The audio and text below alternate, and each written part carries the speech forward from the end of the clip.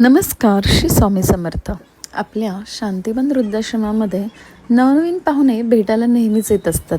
आता मी त्यांना पाहुणे म्हणू शकत नाही, कारण प्रत्येकजण प्रेमाने आनंदाने तिथे येत असतात प्रत्येक आजी आजोबांना भेटण्यासाठी. त्यामुळे ते आपले शांतिवनचे फॅमिली मेंबरच आहे आणि खूप आनंद वाटतो कोणी नवीन व्यक्ती तिथे आली आणि विचारपूस केली तरी. आणि मलासुद्धा वाटतं की ते छान वाटतं की एवढ्या लांबून कुणीतरी तिथे चौकशी करायला, तिथे तुमची तब्येत कशी आहे, तुम्ही कशा आहात, ना कोणत्या रक्ताचं नातं आणि नाही कोणी नातेवाईक, तरीसुद्धा इतकं आत्मीयतेने विचारणं ही खूप मोठी आणि मोलाची सेवा आहे.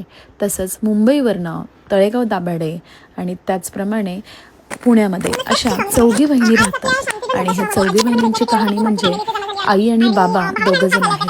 त्यांच्यामध्ये मला मुलगा हा दिसलाच नाही. तिघी बहिणी वेल सेटल आहेत आणि आपापल्या फॅमिलीसोबत राहत आहेत. पण आईबाबांचं पुढे काय, म्हणून त्यांनी एक छानसं घर घेऊन दिलं आहे मुंबईसारख्या ठिकाणी आईबाबांना. आणि बाबांचं वय बघता 92 आणि आजींचं वय 80च्या पुढेच वाटलं. आणि एवढ्या आत्मीयतेने आनंदाने सगळेजण पूर्ण फॅमिली आज तिथे आली होती. आणि तिथे आल्यानंतर खरोखर असं वाटलं की आज मुलगा नाही म्हणून रडत बसण्यापेक्षा मुली आहेत तर जिद्दीने उभं राहणं आणि प्रयत्न करणं हे प्रत्येकाचं काम असतं. त्याचप्रमाणे त्यांची जी फॅमिली बघून खरंच मला खूप छान वाटलं की आज आईला सगळ्या मुली सांभाळत आहेत.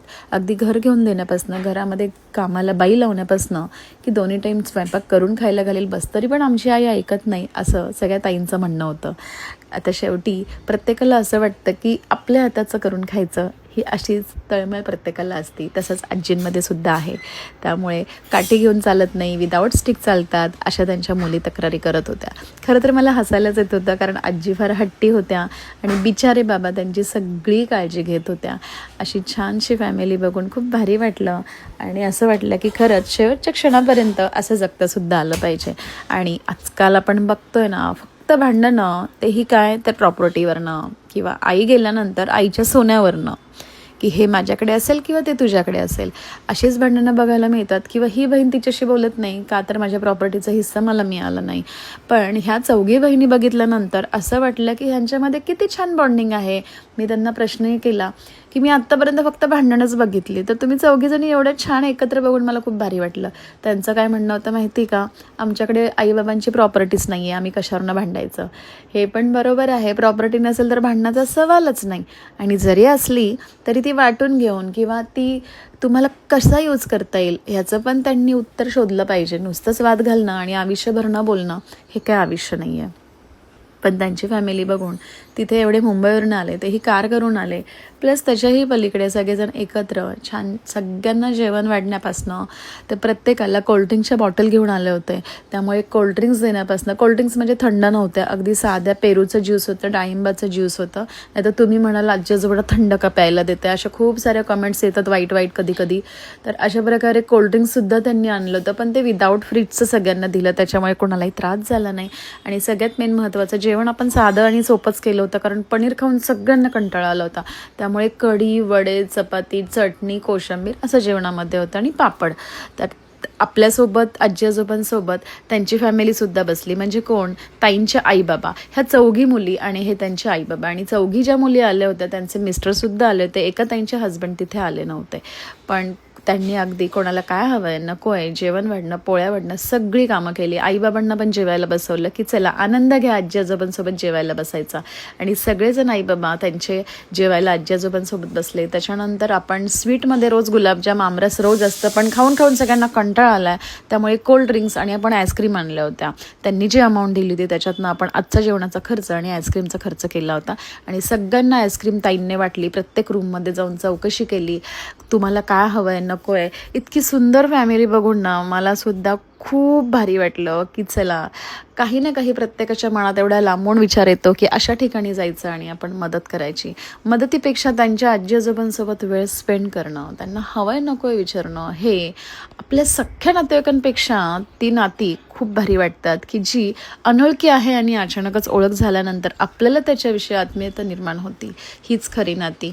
आणि अशी व्यक्ती कधीतरी भेटायला येते, पण तरीही बऱ्याच व्यक्तींची इतक्या छान ओळखी होतात ना की नंतर सुद्धा आपण फोनवर मला फोन करतात किंवा मी त्यांना फोन करते, पण भारी वाटतं. ती ओळख असं वाटतं की खूप वर्षापासून आहे असं कुठेतरी फिलिंग येतात. आणि ह्या चौघी बहिणी, आई बाबा सगळेजण छान, मी सगळ्यांना माहिती सांगितली आणि कौतुक तर झालंच पाहिजे. एवढ्या प्रेमाने ते तिथे आले होते. मग नंतर त्यांनाही मी फोर्स केला की आई बाबा तर जेवले, तुम्हीही जेवा. कारण बऱ्याच वेळा लोकांचं म्हणणं असतं की नाही आम्ही घरीच जेवतो किंवा बाहेर जेवतो किंवा कोणाला आवडत नसतं. तरी पण सगळ्या फॅमिलीने इथे जेवण केलं. आपलं जेवण साधं आणि सोपंच होतं खरं तर. आज कढी वडे वगैरे तुम्हाला जे सांगितलं ते, पण सगळे फॅमिली छान जेवली आज तिथे. सगळ्या ताई जेवल्या आणि आई बाबा पण. आईबाबांचं कौतुक मुली करत होत्या आणि मुलींचं कौतुक आई बाबा करत होते. आणि खरोखर हे असंच प्रेम तुमच्यामध्ये राहू द्या. इतकं छानसं बॉन्डिंग बघायला मिळालं म्हणून मला खूप आनंद वाटला. आजकाल जॉईंट फॅमिली तर दूरच, पण बाकी पण प्रेम एकमेकांबद्दल खरंच पाहायला मिळत नाही. की ह्या बहिणीचं त्या बहिणीबद्दल किंवा भावाचं भावाबद्दल फक्त वैर, दुश्मन, शत्रू इतकंच सुरू झालेलं आहे. त्यामुळे खरोखर जोपर्यंत जिवंत आहे ना तोपर्यंत असं मस्त आयुष्य जगलं पाहिजे ना, की शेवटच्या क्षणापर्यंत वाटलं पाहिजे नाही बाबा काहीच आपलं विसरलं नाही आहे. पण काही नाती अशी असतात ना की खूप दुःख देऊन जातात. मग कधी कधी असाही डिसिजन घ्यावा लागतो की नको आता बस, आपण तोंडही बघायचं नाही. हे माझ्या बाबतीत पण बऱ्याच वेळा घडलं आहे आणि घडतंय. त्याच्यामुळे कुठेतरी आपल्याला हे डिसिजन बदलावा लागतो.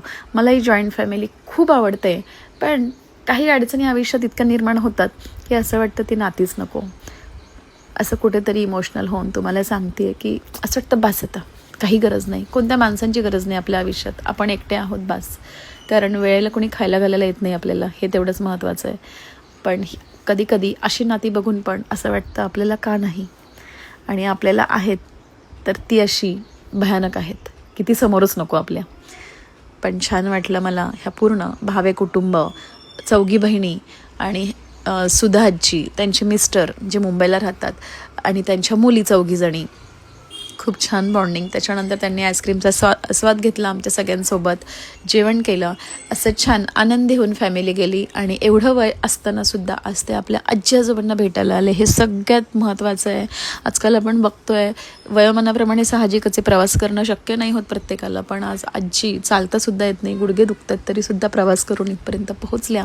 आणि बाबांचं वय बघता क्षणी तर 92 वय, तरीसुद्धा बाबा इतके सुंदर आणि ॲक्टिव्ह आहेत की आजींना केअर करतायत, आजींना हात धरतायत. अशा प्रकारे पूर्ण फॅमिलीचा निरोप दिला आणि ते सुखरूप आपल्या घरी गेले, एक आनंद देऊन गेले. आणि खूप छान वाटलं ही फॅमिली जेव्हा तिथे आली.